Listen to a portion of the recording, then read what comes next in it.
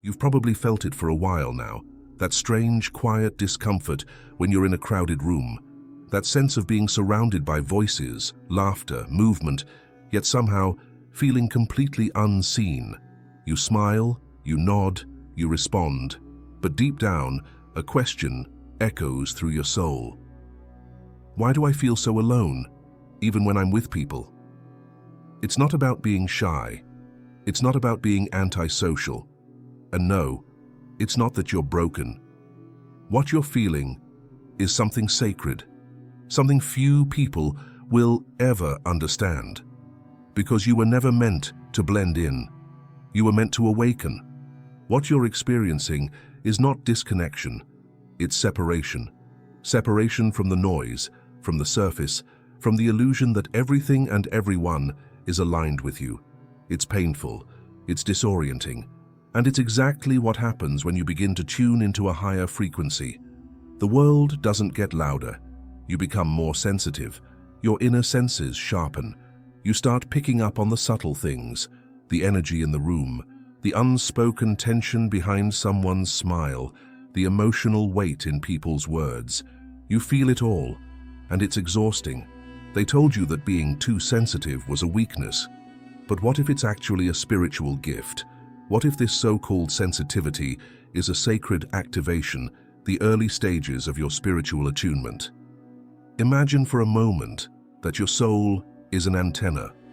Most people are tuned to the static of the world, news, drama, distractions, surface-level talk. But you're starting to hear something deeper. You're hearing between the notes, feeling between the words, and sensing what most cannot. And here's the part no one prepared you for. The more you attune to that inner frequency, the more disconnected you'll feel from the world around you. Old friendships begin to fade. Small talk feels unbearable. Parties that once made you feel alive now leave you feeling hollow. You start to see the masks people wear, and once you see them, you can't unsee them. You begin to crave depth, silence, truth, and most of all, space.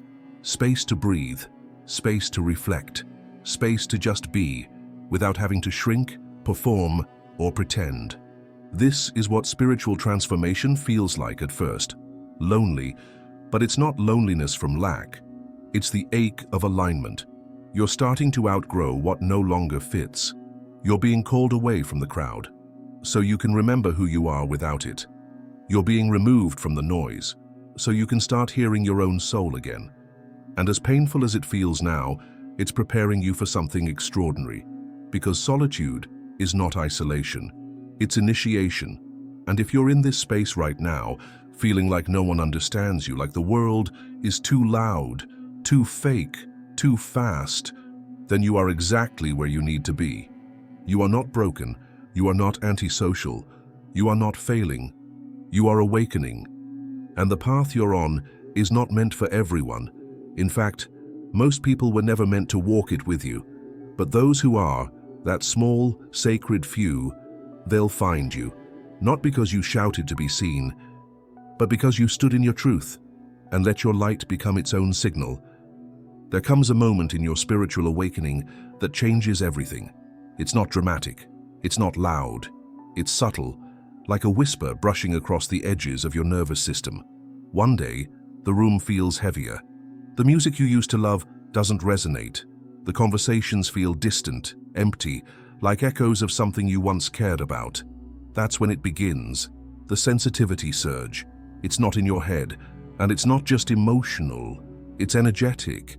It's as if someone turned the volume of the world up to max, and suddenly, you're absorbing everything. The emotions of others, the tension in their words, the hidden weight behind a smile, the unspoken energy that lingers between people.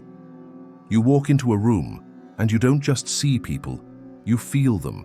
You feel who's hurting, who's pretending, who's lying to themselves, who's longing to be seen but too afraid to speak.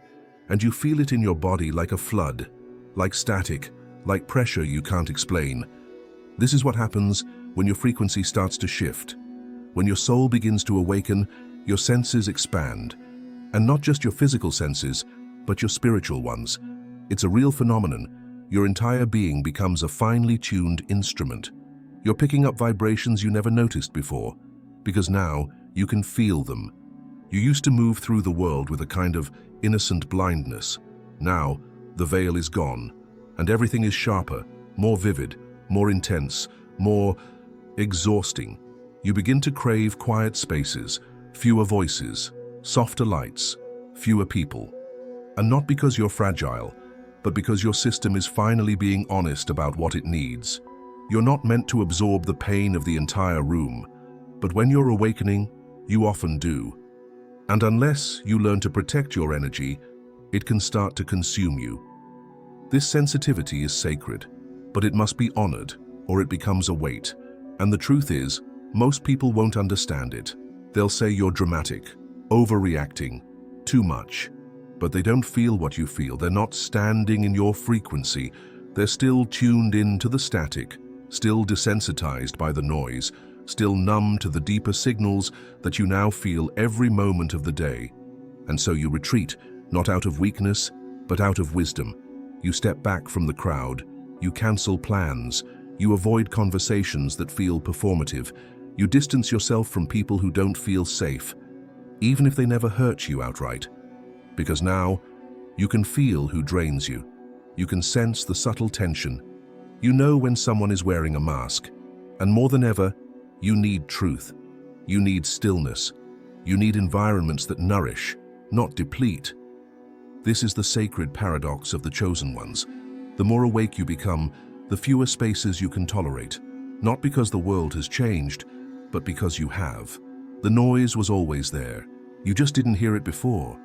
The emotional undercurrents were always present. You just weren't attuned to them. But now you are. And once you are, you can't go back. You'll find yourself looking around, wondering how others can just exist like nothing's wrong. How they can laugh through toxicity, smile through inauthenticity, thrive in environments that make your skin crawl. And it'll make you question yourself. But hear this, the fact that you feel what they don't is not your burden. It's your awakening. You are no longer compatible with superficial energy. You can no longer pretend. You can no longer dilute your presence just to make others comfortable. Your body refuses it. Your soul rebels. Your energy knows what is true, and it's no longer willing to sit quietly in spaces that are out of alignment. And yes, this means you will be misunderstood. It means you'll say no more often. It means you'll turn down invitations, leave early, or simply disappear. But you won't be missing out. You'll be returning to yourself. Because as your sensitivity increases, so does your need for spiritual hygiene, for silence, for solitude, for sacred space. Your inner world becomes the most important place you can care for. And every time you honor that need, every time you trust that nudge to step away, you're not running, you're realigning. This is how your path begins to separate from the many, not because you think you're better, but because you're becoming different. And that difference is divine. You used to be good at it, at blending in, at smiling, nodding, talking about the weather. You knew how to keep the conversation going, how to say the right thing. But lately, something's shifted.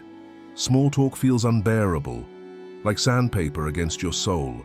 You sit in a room full of familiar faces, and suddenly, nothing feels familiar anymore.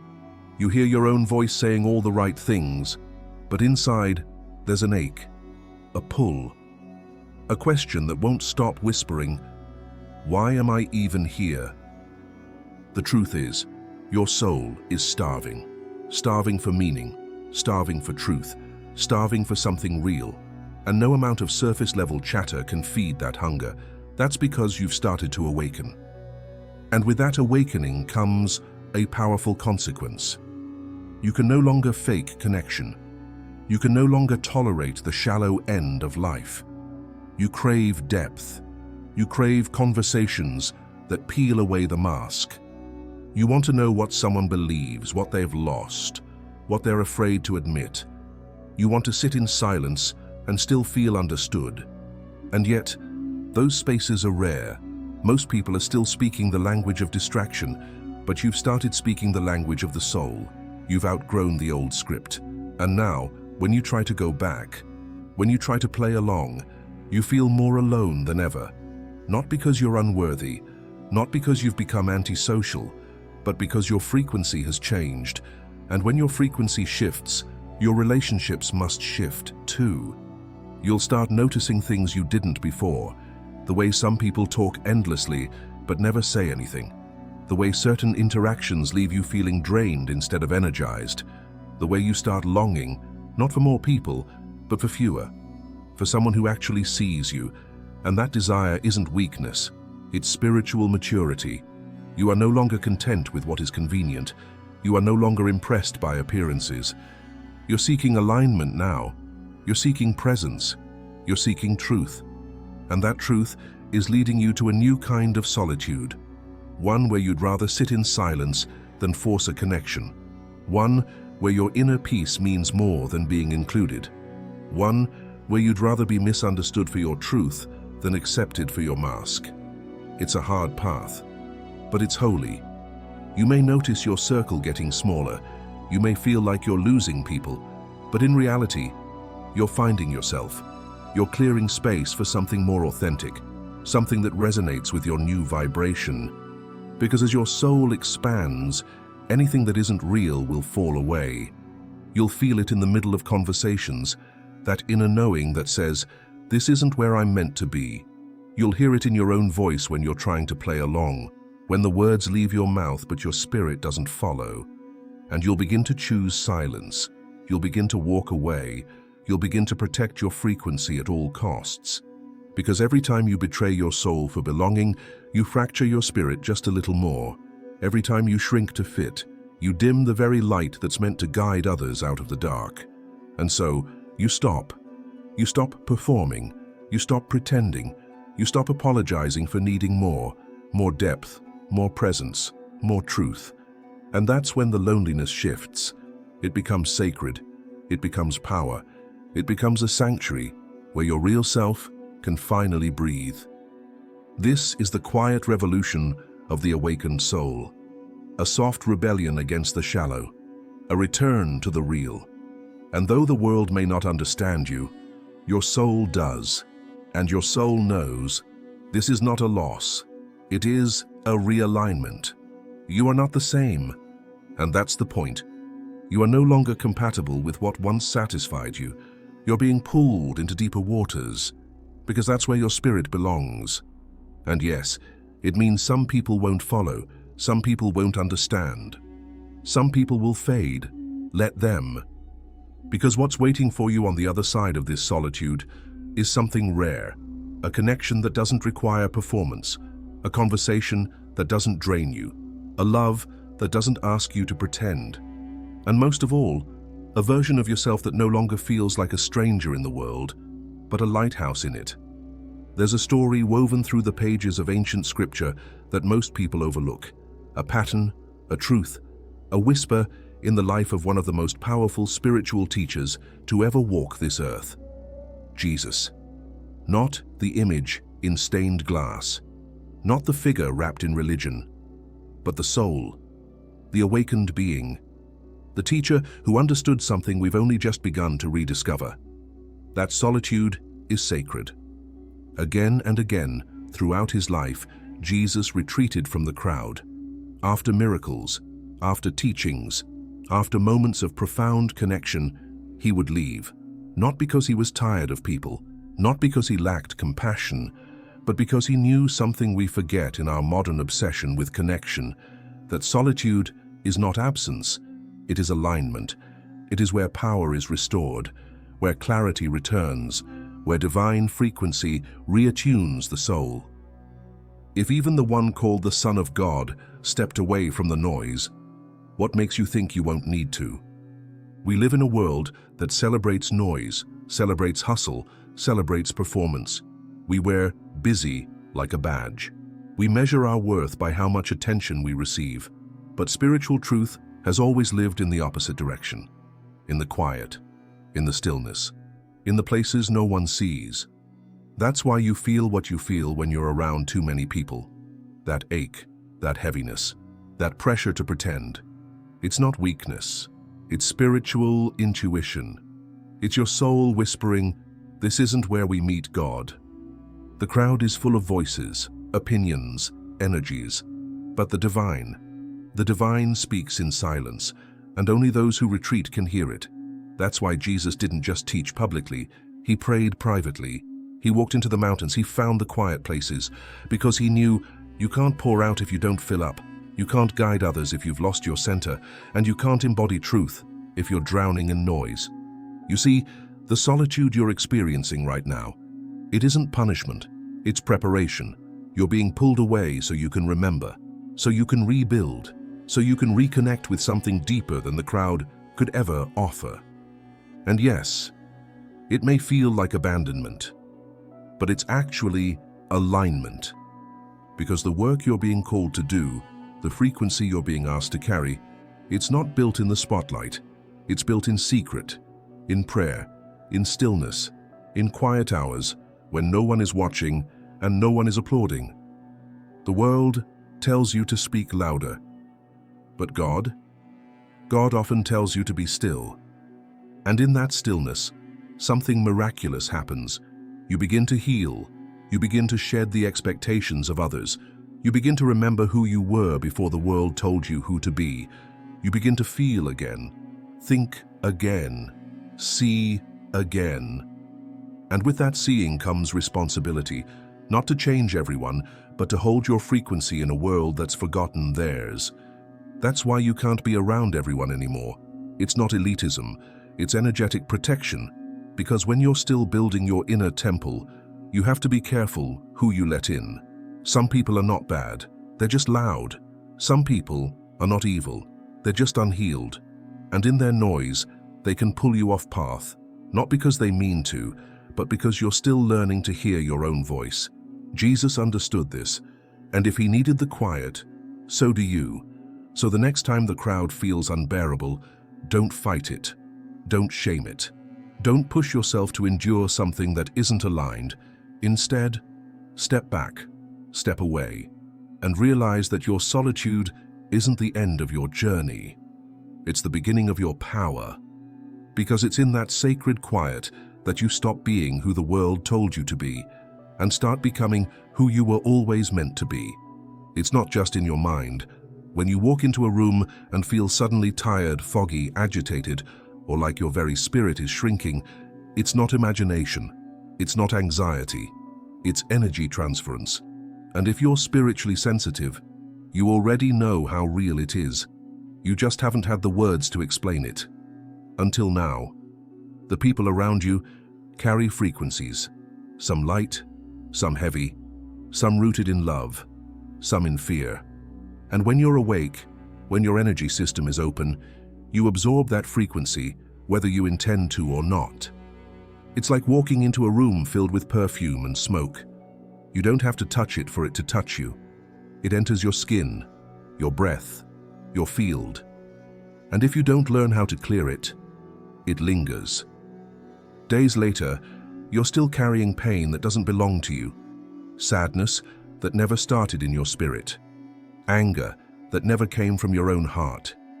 You begin to feel the residue of conversations, the tension of people who never said a word, the confusion of those living in denial, and it wears you down because you're not just experiencing your life anymore. You're absorbing the unhealed weight of the world. This is the silent burden of the spiritually attuned, and it's why you can't be around just anyone anymore. As you awaken, you develop what some call spiritual discernment. Others call it energetic hygiene. But really, it's the same thing, the awareness that who you surround yourself with affects what you carry. And when you're still healing, still refining, still becoming, you don't have the luxury of being careless with your environment. Because your energy is not just a reflection of you, it's a reflection of everyone you let into your field. This is why some people leave you feeling nourished, and others leave you feeling emptied. It's not about their words, it's about their frequency, their state, their subconscious patterns, their inner chaos. The smile may be real, but the vibration doesn't lie. And here's the thing most people won't tell you. You don't need a reason to step away. You don't need to explain why that gathering feels wrong, why that friend drains you, why that space feels heavy. Your body knows before your mind can process it. Your nervous system is wiser than your logic.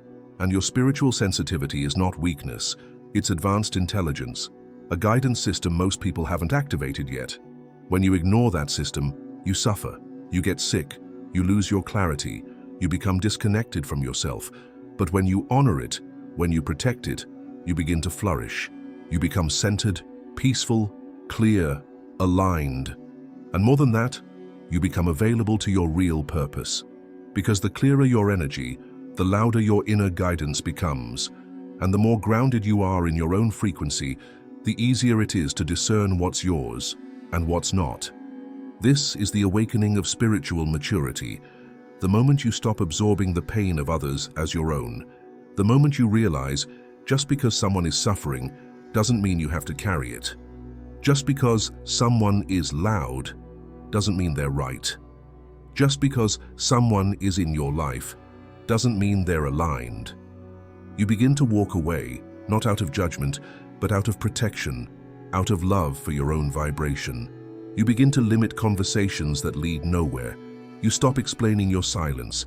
You start treating your energy like a sacred altar. Not everyone gets to enter. Not everyone gets to speak into it. Not everyone is ready to meet you where you are. And that's okay, because your peace is not selfish. Your solitude is not cruel. Your boundaries are not rejection. They are invitations for something deeper, something higher, something real. When you stop absorbing and start discerning, you begin to attract what aligns with who you truly are. Not who you were, not who you had to be, but who you're becoming. And that version of you is magnetic. Not because it's loud, but because it's aligned.